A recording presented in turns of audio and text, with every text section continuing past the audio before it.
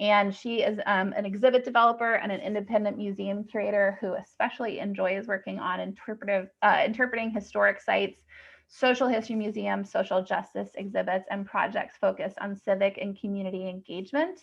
And if you recently were up in Seattle at a museum, she led the Jimi Hendrix exhibit. Am I getting that right? Which I didn't get to see, but it looks amazing from everything that I've seen online. So Jackie, in just a minute, is going to talk to us about This Is Not America, how our failure to acknowledge our national past impacts how we work.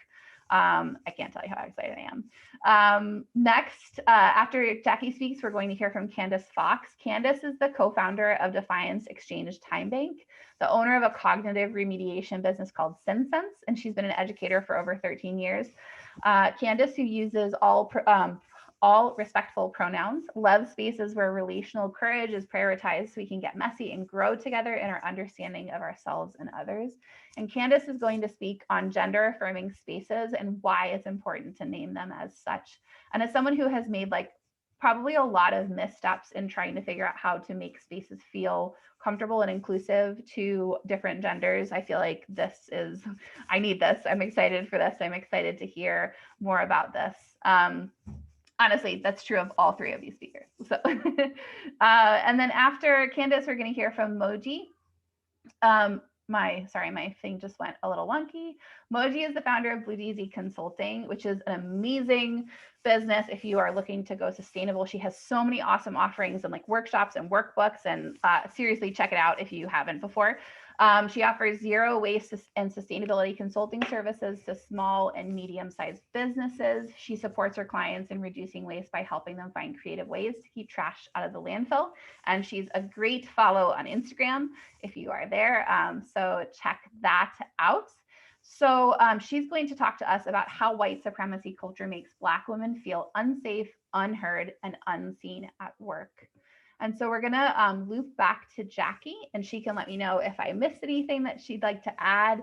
And I'm going to turn it over to her for about 10 minutes. Hooray. Thank you, everyone. Again, I'm Jackie Peterson. I use she, her pronouns, and I am beaming into you all from occupied Duwamish territory, otherwise known as Seattle. And tonight I'm going to put on my Allison didn't name it, and I've only recently become very comfortable with naming it myself, but I'm going to put on my public historian hat this evening because I think a lot of the work that I do is really contextualizing things for folks. And something that I thought I've been thinking a lot about this year, particularly in light of the insurrection on January 6th, is this constant refrain of saying, this is not America, this is not who we are. Every time something sort of very publicly explosive happens, when some injustice is committed against someone, we default back to this idea that this isn't who we are, this isn't how we operate, these aren't our values as a country. And I wanted to talk a little bit tonight about how that relates to gender and how this is exactly who we have been as a nation. And just in thinking about the ways in which gender has been erased, and the idea of gendered spaces and gender roles have been codified, and how we're still really grappling with that legacy. So I wanted to start out just thinking about language. Language is something also as a writer that is really important to me. And, the whole words matter movement that has cropped up recently speaks to my heart. And in thinking about that, language around gender has evolved over the last 200 plus years. It's become more accurate, it's become more nuanced, it's become more descriptive, it's become more affirming. And I think so many of us who have been really lucky to live, not completely lucky, obviously there's,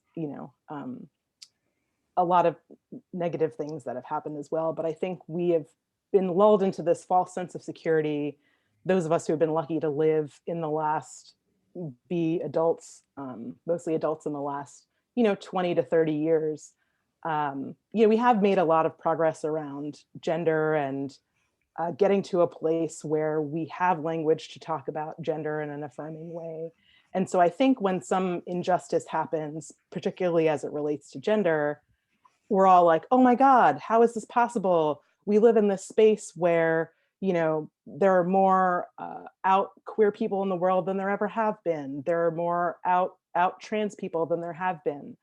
How is this possible? And so I want us to take a minute and think about the fact that this language hasn't always existed. There are folks who have not had the fortune or um, the capacity to describe themselves in a way that feels affirming and positive. And so um, with that said, just because there are folks who've never had that language or had access to ways of talking about their gender identity in that way, that doesn't mean that transgender, non-binary folks have not ever existed. One of the Transphobia is a Sin campaign that I've seen kind of crop up recently has just been a really wonderful way to express that. And one of the things that I love about this is the phrase "trans people exist because our ancestors existed." And I don't think that as a society we tend to think about trans and non-binary folks as having ancestors, but they do. We all have ancestors, and so do trans and non-binary folks. Specifically, indigenous cultures around the world have recognized third genders for centuries upon centuries. There's a lot of US indigenous folks who have people identified as two-spirit folks. The Mushe of Oaxaca, Mexico have again identified a third gender, the Waria of Indonesia. So these are just a couple of examples of indigenous cultures that have not only acknowledged that there's been a third gender, but celebrate it. These are folks who are often considered special people in their cultures who have healing properties, healing powers, and they're kind of revered citizens in their culture. Another kind of fun story, the Chevalier d'Eon, who was a military figure in France in the 18th century, was assigned male at birth in 1728, served as a spy to the French king, but eventually was legally allowed to change her gender to female and had the luxury of living freely as female for most of her adult life. 18th century, right? In a United States context, I don't know how many folks have heard of Mary Jones or Seneca Village, but Seneca Village was an African-American community in New York City that was basically raised to build Central Park. Mary Jones is probably one of the earliest documented trans women in New York City. She was a sex worker and got into a lot of trouble with the law for having that type of employment. Another way that trans women particularly have been and still continue to be marginalized is because sex work is one of the few employment opportunities available. But so just kind of a little sampling, again, folks who identify as trans or non-binary have existed for generations upon generations upon generations. The language of being transgender or non-binary might not have been available to them at that time. That doesn't mean that there are folks who didn't identify that way in some way, shape, or form. So I just wanted to affirm that historically, folks of all genders have existed, and that it has been through predominantly white supremacist patriarchal culture that those identities have been pushed to the background, have been erased. And that, as a public historian and as somebody who identifies as a cisgender, heterosexual Black woman, I feel it is my duty to remind folks that people of multiple genders have this history. They have ancestors just like everyone else.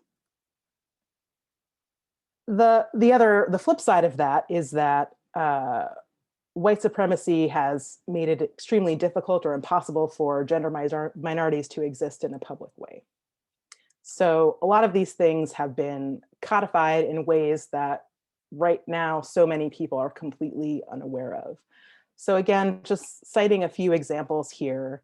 Um, you might start to notice a pattern, but the Victorian era was particularly damaging to folks because the 1830s, 1840s, particularly in Western society, people became obsessed with gendering things. People became obsessed with what constituted appropriate behavior in public. People were obsessed with gendered spaces. The idea of public and private was kind of a hot topic, particularly in legislation. And so, in the 1840s and 1860s, the idea of gendered clothing became codified through anti-vagrancy laws. So if you were a person who was assigned male or female at birth and you were caught in public wearing clothing of the opposite sex, I say that in quotation marks, you could be arrested, you could be thrown into prison. And of course, having a prison record at any point in our history has always further marginalized folks and prevented people from accessing opportunities that we have all deserved. Uh, Again, to give context to a very kind of hot button topic about the gendering of restrooms, that was codified in the 1880s. Laws requiring separate toilet facilities for both genders. So this is something that goes back over, 150 years at this point.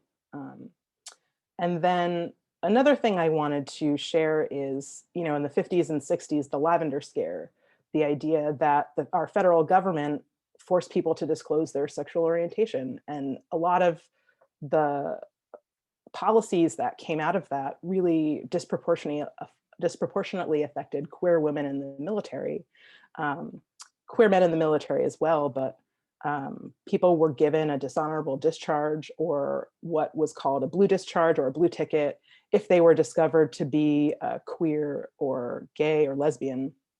And this was incredibly harmful to people. People really felt a lot of pride in serving in the military, and to have particularly the Navy and the Air Force say your service didn't exist essentially by discharging folks. And so that was another way that federal policies really harmed people. And so a lot of our social norms were codified. A lot of the things that we're talking about today in terms of policy around gender were codified in our country starting in around the 1840s. So that's just a little bit of, again, providing some context for folks to understand that these conversations aren't new. The ways in which we talk about gender have been codified through this very white supremacist paternalist lens, the idea that our governments have been making policies about what constitutes gender, which genders belong in which spaces, what you're allowed to wear in public based on your gender. There's a long history of this.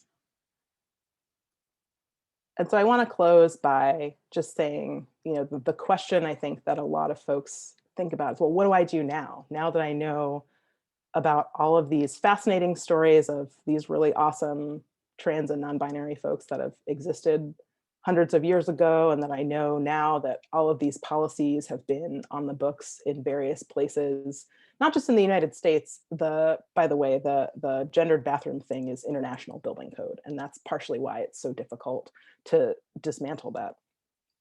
But keep learning. Keep learning about trans and non-binary folks through history. There's so many great stories. Another interesting thing I will share is that the National Archives has now said that as many as 400 women served in the Civil War, and not as nurses. These are women who served in combat, which I think is really fascinating. So there's long stories of people passing as male or female, either because it allowed them access to work that they weren't allowed to otherwise, and that we're just scratching the surface. We now have so much technology and ways to access people's stories that we didn't have for a long time. And once you sort of start learning about that, share it as widely as possible. Tell your mama, tell your uncle, tell your cousin, tell your best friends. Just tell everybody you know, because the more people who know these stories and understand them, the more that we're all working and operating from that shared history and that shared language. And speaking of language, start using gender affirming language in your workplace and beyond. And I say gender affirming as opposed to gender neutral because people's gender identities should be affirmed. People should feel good about how they can identify. They should have the space to identify how they want. So think about incorporating gender affirming language into your workplace. And then if you see gender inclusive efforts going on in your workplace, in your community, support them, particularly at the policy level. As you've seen, so much of this stuff gets written into our policy that we don't even know, that we take for granted. So paying attention to what's happening at the policy level is really important. And that's one of probably the best ways that you as an individual can pitch in and understand how policy is impacting people of various genders and really making an effort to support that. I will stop sharing my screen. Thank you, Jackie.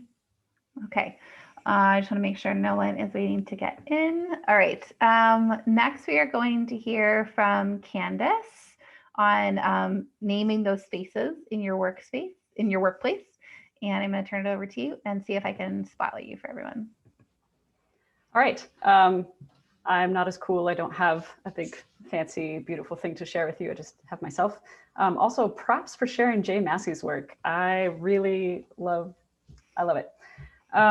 Okay, so this is kind of this next step, or it can be, what to do, what not to do, how to move in these spaces with people that you might not be familiar with. And I'm going to bounce around quite a bit because I don't have any specific instances to work with you right now. I'm hoping that maybe we can get to that later together, but just some basic things, like to know a little bit more about the history of the language. And for instance, like right now, a lot of people in our community are using the word queer if they're under 40, and that is a very triggering word for people above that age. And so using the full acronym of LGBTQIA, which is lesbian, gay, bisexual, trans, and questioning intersex, and sometimes to say the A is for allies, it's for agendered or asexuals as well. So just know that it's okay, even if you know the right language, if you don't hit the right audience, it might feel wrong. And in that instance, like if you're talking to somebody who's over 65, who lived through the AIDS crisis, and you use the word queer, they're probably going to be taken aback and or offended or scared of you, frankly. But if you use that word with somebody who's younger, it's the way that we are choosing to name ourselves as, and that's like an umbrella term for all the people who are not cis hetero. I myself, I'm going to share my demographics with you real quick in the chat, and a little bit of what I've been working on, because I think, oh gosh, okay. I think it's important to know kind of like what my intersections are, and I would encourage everyone to understand their own as well, and not to just focus on intersectionality from a minority standpoint, because privilege has intersections as well, right?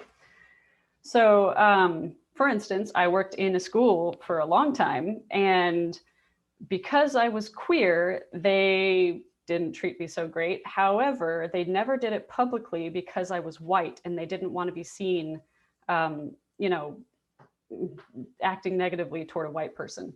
And that honestly is just an implicit bias that I think they had. And of course, this is just my opinion, right? Of like the 13 years I had working for schools. Yeah, so putting my demographic out there, I'm putting it out there so that you can ask me questions about specific things later if you want to. But also to say, like, because of these intersections, really there wasn't anybody I could work with. There wasn't anybody who would hire me. And so my options were to start a business of my own or sex work. And so when you're talking about like making spaces for people, especially at a policy level, if you want to make space for people to, like, especially trans people, to make a living, try voting for sex worker rights. You know, do your research, do what you need to do to see if that aligns with you, but consider it. Because we don't have a lot of options, and a lot of my community goes into that kind of work. Not a lot, but like some of us do, right? And I personally don't think there's any shame in that whatsoever. I also personally considered it several times in my life, and have avoided it so far, but you never know how things go. All right, so it's also helpful to think about, well, I mean, gosh, you touched on so many things already. It's beautiful. Checking with law compliance, you know, like there was a law that passed in Pierce County a couple years ago saying there had to be gender neutral bathrooms, either labeled or presentable, like in businesses within the county, which is a beautiful step in the right direction. And knowing about that, and talking to your, like if you're a business owner and you are working in a business space, like an actual brick and mortar place, and they don't have a gender neutral bathroom, they're out of compliance. Take it up with the business owner, you know, or the property owner there. It's also helpful to become comfortable with the terms AFAB and AMAB. So AFAB is assigned female at birth. AMAB is assigned male at birth. When you don't know someone's gender and you haven't met them yet and you want to talk about who they are, a safe bet is to use they, them, like I just did, or to say, oh, that AFAB person I met the other day who did this, yada, yada, yada. It's a helpful terminology to kind of show that other person that you recognize that you haven't asked that person's pronouns. You just haven't asked yet. And try to stay away from the word preferred pronouns. They're just our pronouns. I mean, do you prefer yours over, I don't know, Lord of Mac and Cheese, you know? I mean, actually that sounds pretty cool now that I think about it, but you know, really think about kind of working that into your own conversations. And of course, introducing yourself with your pronouns. I like all of those pronouns. I like to play with them as they come up, and to be perfectly honest with you, I think they say more about the person I'm talking to than myself. Which is why I use all sorts of pronouns. What I won't do are cultural pronouns. Some of them are like culturally important. None are coming to mind. Very sorry about that. Let's see, what else to do? Yeah, so in a business space, having something where like on an application, you ask the name of the person. Provide a space on the W-2 for their legal name. You don't have to ask their legal name for just getting an interview. All right, that's just, it's not necessary, and it's going to turn some people away from you, to be perfectly honest. If you require a legal name on your application, like, why? You're just kind of alienating an entire group of people who may not have access to the funds to change their name, may not want to change their name, may not want to have like an MX identity card. There's a lot of people on both sides of the fence in my community about that. For those of you who don't know what those are, they're gender identity, like a driver's license. You could say, instead of male or female, you could have X or something. You can change it on your birth certificate. Not everybody wants them. So don't assume that just because somebody's trans that they're going to want it. It does put a bit of a target on people, especially if there's an incident with a potential police officer who might be bigoted and pull you over and say, oh, trans. We don't need to know the rest of that story. It's not going to be good. So try not to assume too much. Honestly, just don't assume anything of anyone. Practicing radical consent is like the best practice ever. And what I mean by that is anything less than an enthusiastic yes is coercion. And we as Americans accept a lot of coercion. And so if you can make a space where you ask people what they need, if you ask if they're willing to help, like say you're on a coalition for cultural engagement, or the whole like JEDI acronym. First of all, I hope they're paying you. Second, if you're asking an employee to give you information about their like identities in order to make a better space for people like them, quote unquote, pay them for it. Pay them a consulting rate for that work, whatever you would pay a consultant for. And also know that those people might not be willing to give up that kind of information, because there's so much information out there available to us, and frankly, it's very lazy to expect that just because, for instance, if I walk into a classroom and I'm a teacher again, if they just assume that I'm going to take on the queer ally group or whatever and just hand it to me, that's not consent. That's also, they're pigeonholing me in a way that maybe I don't want. And also, like, they're asking me to make changes on behalf of my identity and not doing any of the work themselves. So we have so much information available to us. There's a great book. It's like a queer graphic novel. It's like a history graphic novel. I can maybe put that in the chat later, but it's a nice little introduction. It's easy. It's a graphic novel. You get all the pictures. You don't have to read everything. It takes like an hour and a half to get through, which is so that's a really fun resource. But yeah, so if you're going to ask somebody to represent an identity, especially a trans one, because it's such a hot button topic right now, pay them.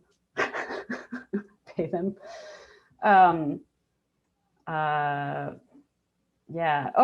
Little things like putting up a progress pride flag. For those of you who don't know what that is, I'm going to put it in the chat right now because I was thinking about it earlier. Oh wait, I can't. I'll work it out later. Anyway, the progress pride flag better acknowledges our history as a movement. And not only does it involve trans colors, but it also honors the people of color who really got our movement started in America, right? Which is, I think, one of the largest collective movements in queer history. So having a progress pride flag somewhere in your business is a nice little affirming gesture. Let's see. Oh, yeah. If somebody wants to try out a new name, use it, correct yourself. If you make a mistake, just be like, oh, yeah, sorry, James, continue on. There's no need to put the spotlight on you and be like, oh, I'm so sorry, I messed that up. I'll do better next time. We understand. Just do better. It's okay. It doesn't need to be, work on your regulation, take a deep breath with your belly, continue on with the rest of the day. And remind yourself too that you can change your name. Just because you were born with it doesn't mean you have to keep it. Anybody can change their name. It's our legal right, and it's pretty great. Let's see, I am running out of time. There's so much. Never ask somebody's dead name. Never ask what they've got in their genes. I mean, why would you ask that in a work setting anyway? Gosh, there's just so much, but I'm going to go ahead and stop it there to give us a little more time. I hope you all have questions because there's a lot to talk about. And next we're going to turn it over to Moji, who's going to blow us all away. I was going to remind us what we were talking about, what you were going to say, and then I forgot. So I just made it up. No worries. I'll tell you. And you like Hamilton, so it was like a little contextual at least. Yes. So I'm going to talk about how Black women feel unsafe, unseen, and unheard in the workplace because of white supremacy culture. And I want to talk about it from a very personal point of view for a couple of reasons. I mean, I am a Black woman, so got a lot of experience with that. But another reason is because I think back to how I was raised and my upbringing, and I grew up with a lot of privilege. Like if you think about Candis talking about intersectionality and how you can have like being able-bodied and thin privilege and class privilege, I have all of like the other things. It's just Black women that are the things that are kind of marks against me. And so it's a really interesting place to be, where I grew up in a predominantly white suburban community where being wealthy and like kind of a lot of the stereotypes are very true, of just kind of being detached from society and not really having to talk about these things, and moving from that space to Seattle and kind of having to re-explain myself with people who don't know me. So it's really interesting to see how people perceive me when they meet me for the first time, because they see a Black woman and then they assume like, oh, you must have come from some awful place, or how was it growing up? And I'm like, it was actually really peachy. So it's just interesting to have those different perspectives. And so bringing that into the workplace, I've worked in corporate jobs and nonprofits and startups. I work for myself right now. So I've kind of seen it all. And some of the common threads are the pervasiveness of white supremacy culture in those institutions and how they continuously fail Black women. And so right now, at least in the past year or so, with the rise of the Black Lives Matter movement and Stop Asian Hate, lots of companies are asking for more diverse candidates. I've had so many people reach out to me and say, can you show us with your network? I want some more BIPOC candidates. Share this out and we'll get the right people. And at first I was like, that's great that they want to do that. That's obviously wonderful that they're taking steps. Of course, I'll share it. And then I started like seeing who I was sending those jobs to.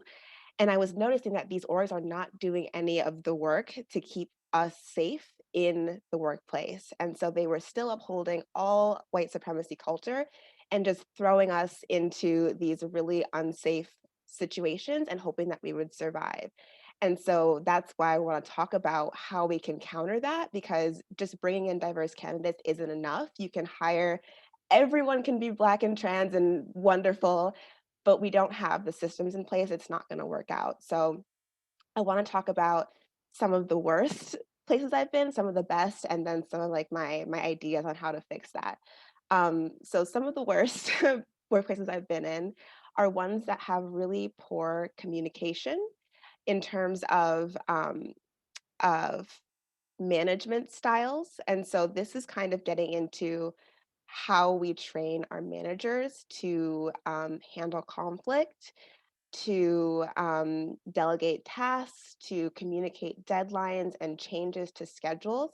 All of this seems very like manager training, but it also needs to come from an inclusive lens where we think about where people are coming from. And so when I think about the workplace that I'm trying to create with my personal business, conflict is key to making progress. And so I had a conflict this week with someone who works with me where we just weren't communicating, something wasn't working. And so we hashed it out in a meeting where I did this, I feel like you didn't do that. And we really talked it out face to face, with them being someone I hired. So I'm technically their boss, but that would never happen in any of the workplaces I've ever had. And so being unafraid of conflict and actually talking things out is dismantling that white supremacy culture. So that's one example of a thing that you could consider if you're thinking about ways to shift that.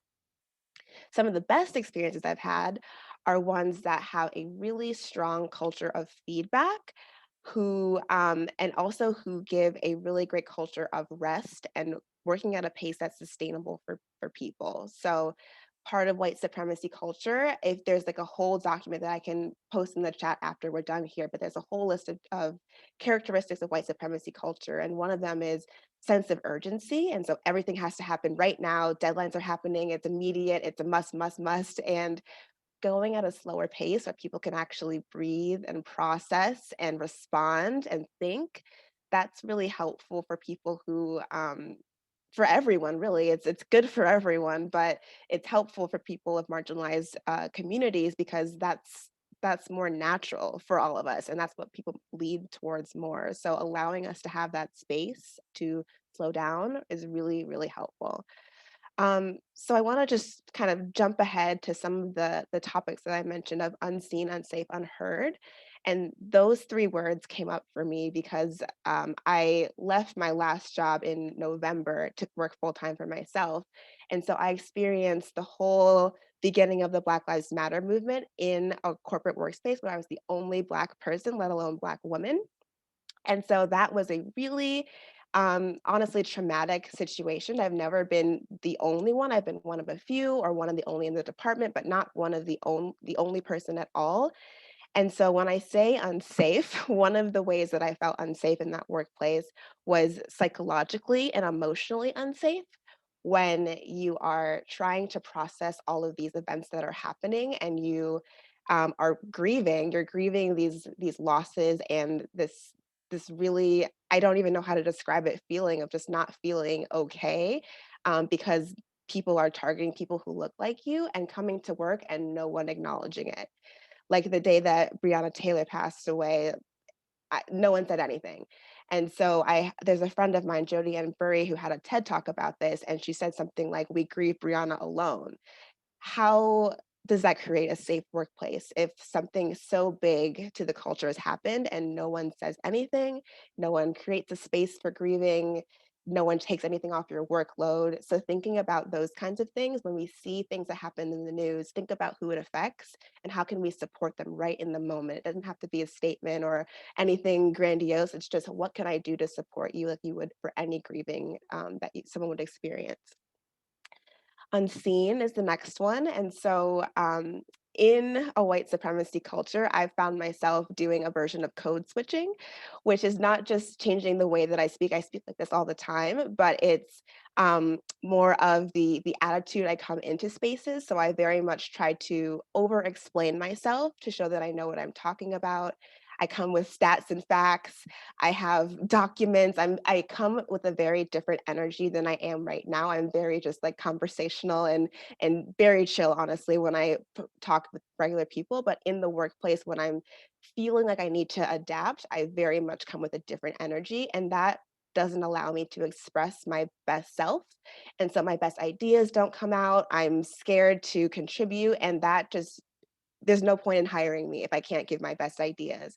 So that's another one. And then lastly, unheard, um, in spaces where you feel like your new ideas won't be accepted, people either push them down or silence them or say, we don't do that like this here. Any way that we can counteract any of those things is really, really beneficial. And so I just want to end all of that. I don't know how much more time I have, but I want to end all of that and just saying that we all know here that that doesn't get solved with a diversity training or a webinar or anything like that. What it really requires is looking at ourselves introspectively and noticing what aspects of white supremacy culture we continue to perpetuate, because that can be perpetuated by anyone. You don't have to be a white person or a man to perpetuate white supremacy culture. I notice it in myself. Perfectionism is a thing that I'm trying to dismantle in myself. And so not allowing myself to continue that and then not projecting that onto the people who work with me or for me. So anything you can do to do self-reflection and notice those things is super, super helpful.